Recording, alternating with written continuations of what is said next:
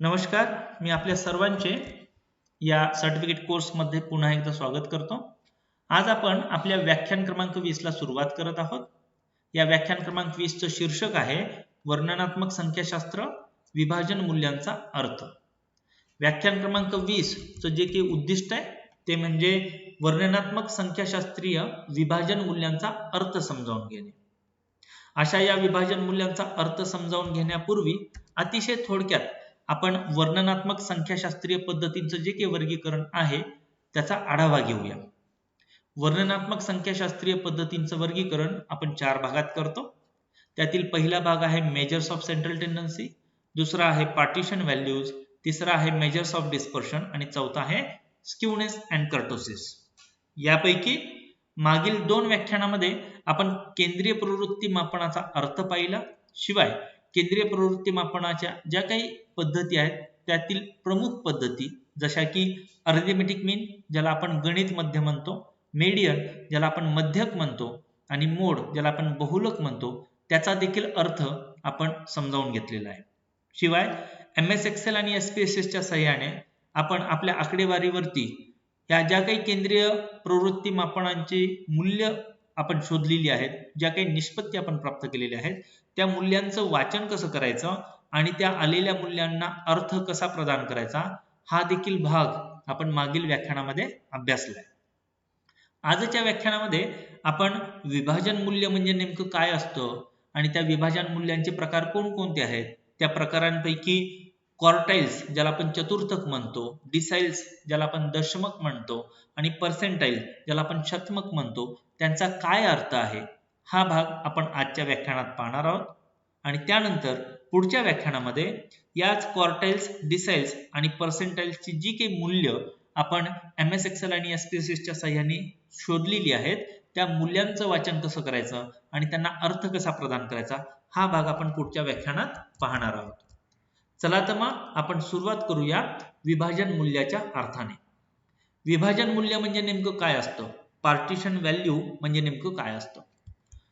विभाजन मूल्य म्हणजे दिलेल्या आकडेवारीचे निश्चित अशा भागांमध्ये एक समान स्वरूपात विभागणी करणे होय. आणि हे करत असताना सगळ्यात आधी आपण दिलेल्या आकडेवारीचे किती भाग करायचे ते ठरवत असतो.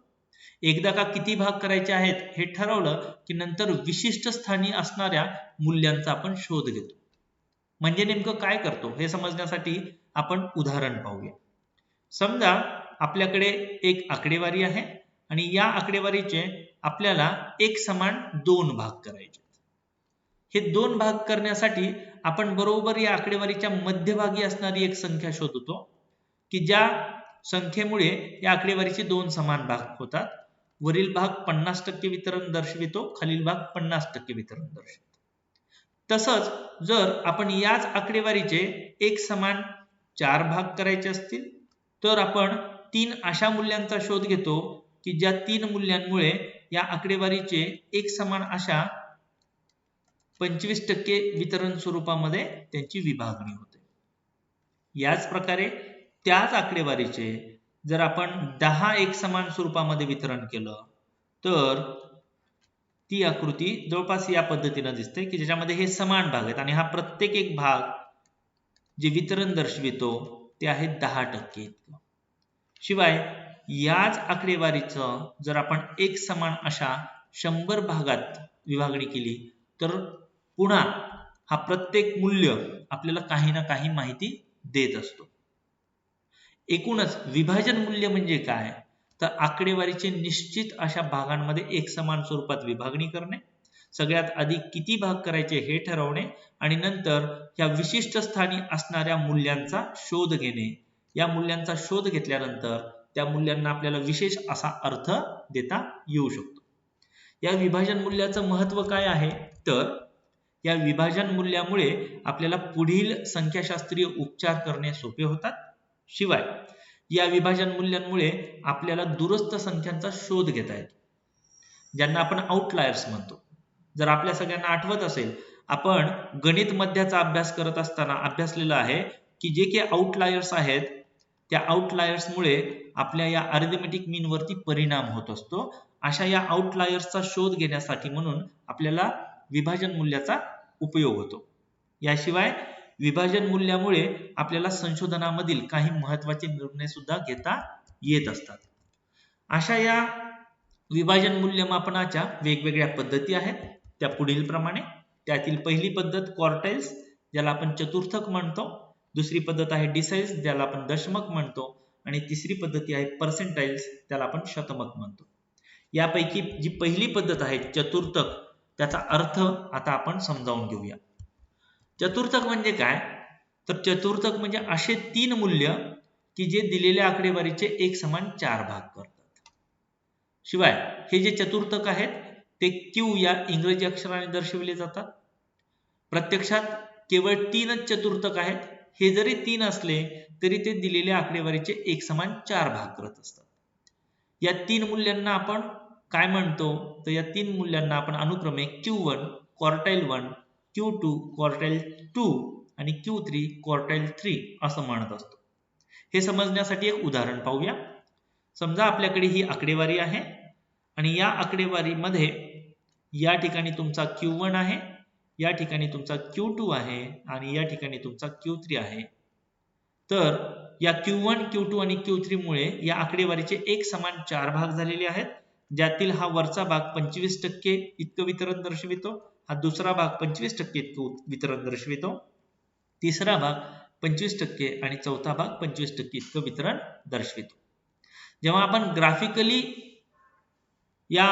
हे जे काही चतुर्थक आहेत हे दर्शवितो, तेव्हा जो काही वारंवारतेचं वितरणाचं जो काही एक आकृती आहे किंवा जो काही हिस्टोग्राम आपण काढतो, तो दिलेल्या आकृतीचे एकूण एक समान असे 4 भाग दर्शवित असतो. 4 भाग तो दर्शवित असतो.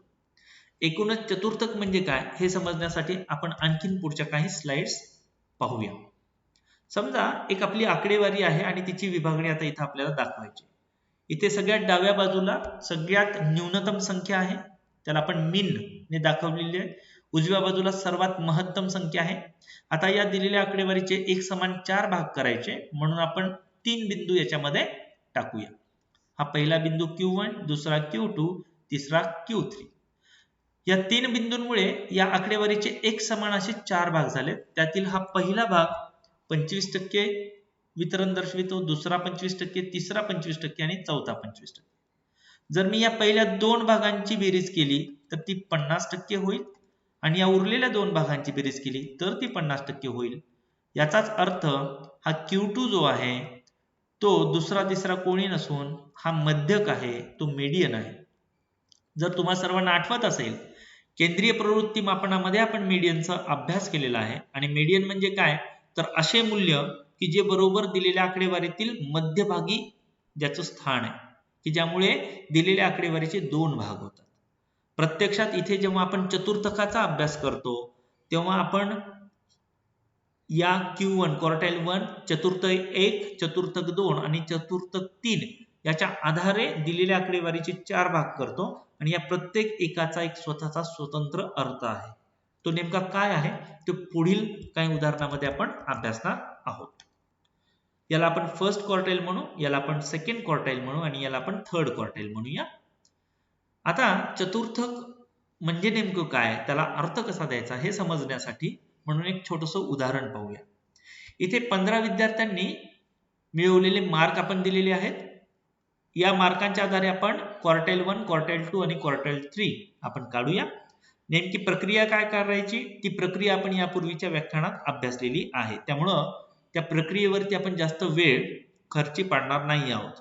क्वार्टाइल 1 काढण्यासाठी आपण क्वार्टाइल नावाचं फंक्शन वापरतो, रेंज सिलेक्ट करतो आणि 1 ही संख्या आपण लिहितो, आपल्याला क्वार्टाइल 1 प्राप्त होतं.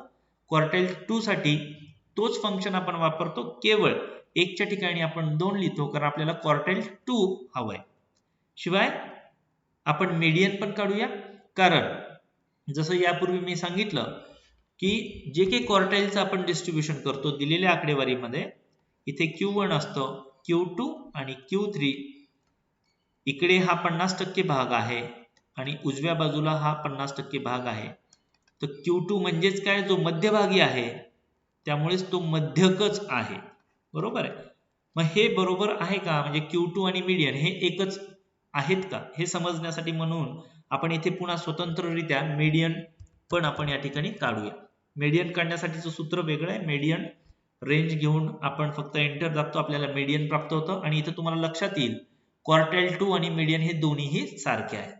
बरोबर आहे. त्यानंतर आपण क्वार्टाईल 3 ला जाऊया. क्वार्टाईल 3 साठीचं फंक्शन तेच आहे, फक्त इथं 2 च्या ठिकाणी आपण 3 ही संख्या वापरून एंटर दाबू, आपल्याला क्वार्टाईल 3 प्राप्त होऊन जातं.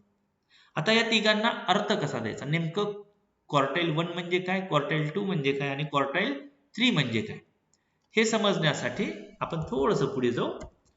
इथे क्वार्टाईल 1 किती आहे, 23 आहे. ही 23 ही संख्या या कुठेच नाही, या आकडेवारीत कुठेच नाहीये.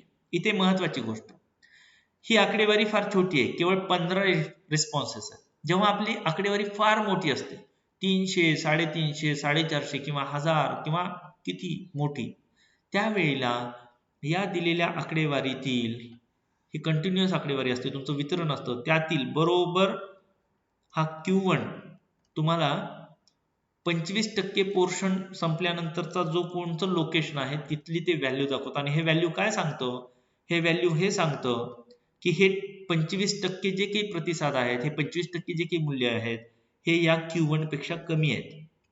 बरोबर आहे. याचाच अर्थ काय, याचाच अर्थ हा आहे की ही 23 संख्या काय सांगते, तर ही 23 संख्या की जी Q1 आहे, ही आपल्याला हे सांगते की या दिलेल्या वितरणातील 25% संख्या या 23 पेक्षा कमी आहेत. या 23 पेक्षा 25% संख्या कमी आहे. तसंच या ठिकाणी Q3 काय सांगेल, हा 45.5 इथे कुठेतरी आतमध्ये येईल.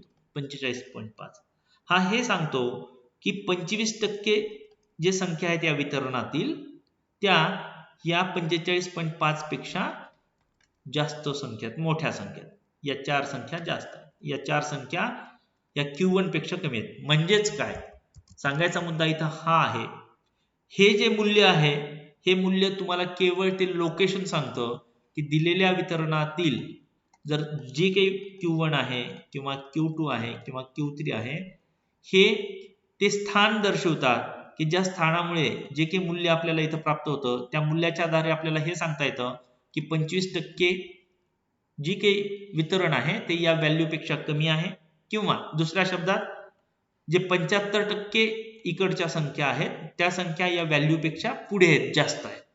हेच विश्लेषण आपण या ठिकाणी पण दिलंय. याचं विश्लेषण आपण कसं करतो, तर जे काही Q1 आहे, एकूण दिलेल्या वितरणाच्या 1/4 म्हणजेच 25% जे काही वितरण आहे ते या Q1 पेक्षा कमी आहे आणि ते इथे आहे. एकूण डेटाच्या, एकूण वितरणाच्या 1/4 म्हणजेच 25% भाग जो आहे तो या Q1 पेक्षा कमी आहे.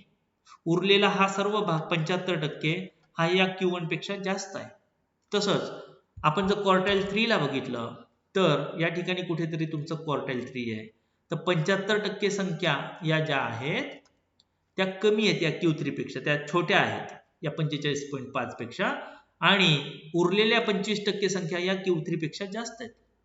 या Q1, Q2 आणि Q3 चा पुढे चालून खूप आपल्याला उपयोग होतो जेव्हा आपण आपल्या एकंदरीत आकडेवारीचं विश्लेषण करत असतो. आता मीडियनचं आपण कशा पद्धतीने सांगणार, तर इथं मीडियन आलेलं आहे 32 आणि ही संख्या आपल्याला हे सांगते की याच्या वरती 50% डिस्ट्रीब्युशन आहे, याच्या खाली 50% डिस्ट्रीब्युशन आहे. वितरण ही मध्यभागी असणारी संख्या आहे. आणि जर आपण काळजीपूर्वक बघितलं, 1 2 3 4 5 6 7 7 प्रतिसादक वरती आहेत, 1 2 3 4 5 6 7 7 प्रतिसादक खाली आहेत, म्हणजे 50% खाली आहेत, 50% वरती आहेत, आणि ही संख्या बरोबर मध्यभागी आपल्याला उभी आहे. या अनुषंगाने आपण Q1, Q2 आणि Q3 ला आपण अर्थ देत असतो. यानंतर आपण जाऊया पुढच्या प्रकाराकडे, ज्याला आपण दशमक म्हणू, डिसाइल्स.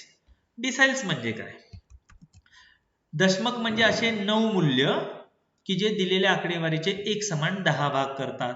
आणि हे जे दशमक आहेत ते आपण इंग्रजी अक्षर D ने दाखवतो. दशमक किती आहेत, दशमक केवळ 9 आहेत. पुन्हा एकदा, चतुर्थक काढत असताना चतुर्थक 3 आहेत, परंतु ते भाग 4 करतात. इथे दशमक किती आहेत, दशमक 9 आहेत, परंतु ते भाग किती करतात, एक समान भाग 10 करतात. म्हणजे एक काठी आहे, एका काठीचे समान 10 भाग करायचे तर 10 वेळेस तोडण्याची गरज नाहीये, 9 वेळेस तोडले तर त्याचे 10 भाग आपल्याला होतात, 10वा भाग ऑटोमॅटिक तयार झालेला असतो. बरोबर आहे. एकंदरीत दशमक 9 आहेत, परंतु या दशमकांमुळे एकूण एक समान अशा 10 भागात त्याचं वितरण होत असतं. मग ते कसं होतं? पुन्हा एक उदाहरण. ही आकडेवारी आहे, याचे एक समान 10 भाग करायचे. याला आपण म्हणूया D1, D2, D3, D4, D5, D6, D7, D8, समजा याला D9 म्हणूया आणि आपण थोडंसं हे वाढूया आकडेवारी. ही खालचा शेवटचा भाग. D9 पर्यंतचे हे व्हॅल्यूज आहेत. या व्हॅल्यूंचा शोध घेणे म्हणजेच विभाजन मूल्याचा शोध घेणे. आणि हे प्रत्येक मूल्य काही ना काही सांगतं. जर आपण D1 काढलं तर ते हे सांगतं की 10% वितरण हे याच्यापेक्षा कमी आहे, उरलेलं 90% यापेक्षा जास्त आहे. हे पण 10%. हा प्रत्येक भाग एक समान आहे. बरोबर आहे.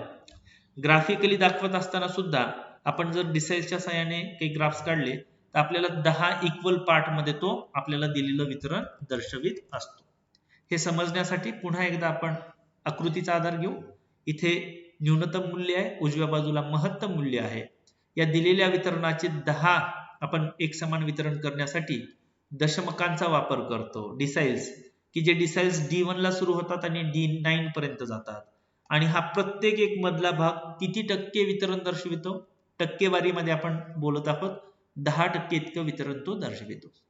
आणि या प्रत्येक मूल्याला आपण काही ना काही अर्थ देऊ शकतो. तो कसा द्यायचा हे आपण पुढच्या उदाहरणामध्ये पाहणार आहोत. एकंदरीत याला आपण फर्स्ट डिसाइल म्हणू, याला सेकंड डिसाइल म्हणू, याला थर्ड डिसाइल. या पद्धतीने आपण या शेवटच्या याला 9th डिसाइल, 9वा दशमक असं आपण म्हणत असतो. आपण पुढे जाऊया आणि एक एक्झाम्पल घेऊया.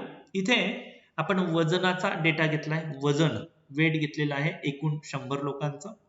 आणि इथे आपल्याला सर्व डिसाइल्स काढायचे D1 पासून D9 पर्यंत आणि त्यांचा अर्थ लावण्याचा आपल्याला प्रयत्न करायचा आहे. नेमका त्याचा अर्थ आपल्याला समजावून घ्यायचा आहे. डिसाइल्स काढण्यासाठीचं जे सूत्र आहे, MS एक्सेल मध्ये डिसाइल नावाचं सूत्र नाहीये. आपण पर्सेंटाईल नावाच्या सूत्राच्या आधारे डिसाइल्स काढत असतो. आणि त्यासाठी आपण पर्सेंटाईल सूत्राचा वापर करतो, रेंज सिलेक्ट करतो आणि 1/10, कारण आपल्याला डिसाइल 1 काढायचं आहे. डिसाइल हा एकूण एक समान 10 भागांपैकी पहिला भाग शोधायचा असल्या कारणाने आपण इथं 1/10 घेतो. ही सर्व प्रक्रिया काय आहे हे आपण या पूर्वीच्याच एका व्याख्यानामध्ये प्रक्रिया कशी करायची, इथले हे व्हॅल्यू कसे संपादित करायचे हा भाग आपण अभ्यासलेला आहे. यावरती आपण जास्त वेळ खर्ची पाडणार नाही. आपण याला एंटर करूया. हे एंटर केल्यानंतर जे मूल्य प्राप्त होतं मित्रांनो, हे 49, हे काय सांगतं? हे मूल्य या ठिकाणी बघा, इथे हे मूल्य आपल्याला हे सांगतं की दिलेल्या वितरणातील, आता हे वितरण किती लोकांचं आहे? 100.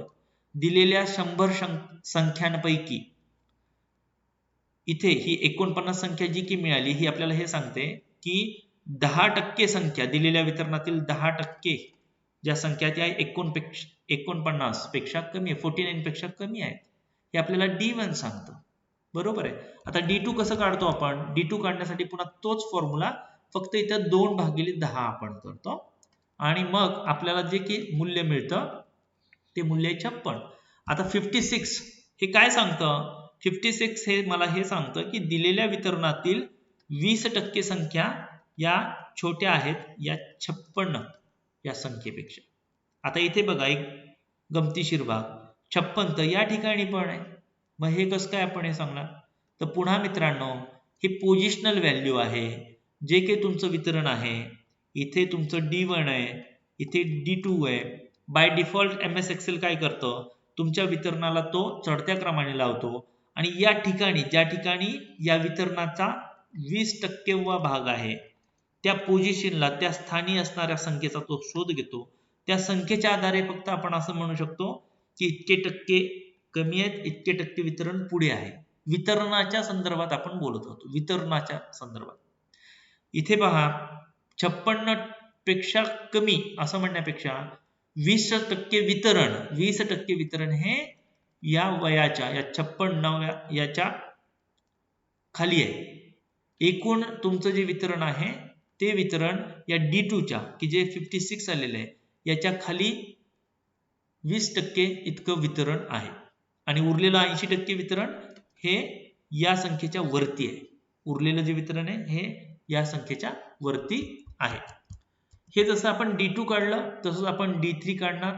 फॉर्म्युला सेम आहे. प्रत्येक ठिकाणी फक्त आपण जे की भागिले 10 करतो, तर जी अंशस्थानी संख्या आहे ती संख्या फक्त आपण बदलतो. 3, 4, 5 त्या संख्या वापरून आपण D1 to D9 या सर्व संख्यांचा शोध या ठिकाणी घेतला आहे. बरोबर आहे. आणि या प्रत्येकाचा अर्थ मग आपल्याला लावता यायला पाहिजे.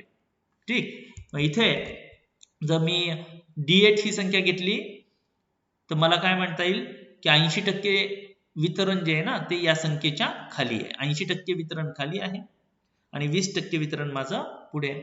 या ठिकाणची 80 संख्या काय सांगेल? 80 संख्या मला हे सांगते की 90% वितरण हे या संख्येच्या खाली आहे आणि उरलेलं 10% वितरण हे पुढे आहे. ठीक आहे. या पद्धतीने आपण हे जे काही दशमक आहेत त्यांना अर्थ आपण देत असतो. आता हेच वितरण इथं बघा आपण दाखवलंय. D1 की जे 10% वितरण इथं दाखवलंय. D2 की जे 56 आहे, 20% वितरण आपण दर्शवलंय.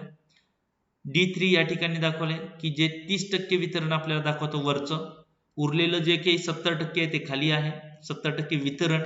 जेव्हा आपण डेटा अशा खालच्या रेषेवरती असं टाकू तेव्हा आपल्याला हे D1, D2, D3 आणि असंच पुढे आपल्याला D9 प्राप्त होतं की जे फक्त आणि फक्त वितरणाच्या संदर्भात आपल्याला भाष्य करत असतं. या ठिकाणी बघा 80 ही संख्या इथे आलेली आहे. याच्या खाली केवळ 10% वितरण आहे आणि याच्या वरती हे सर्व जे आहे ते 90% वितरण इकडे डाव्या बाजूला आहे. बरोबर आहे. अशा पद्धतीने आपण या सर्व दशमकांना अर्थ देत असतो.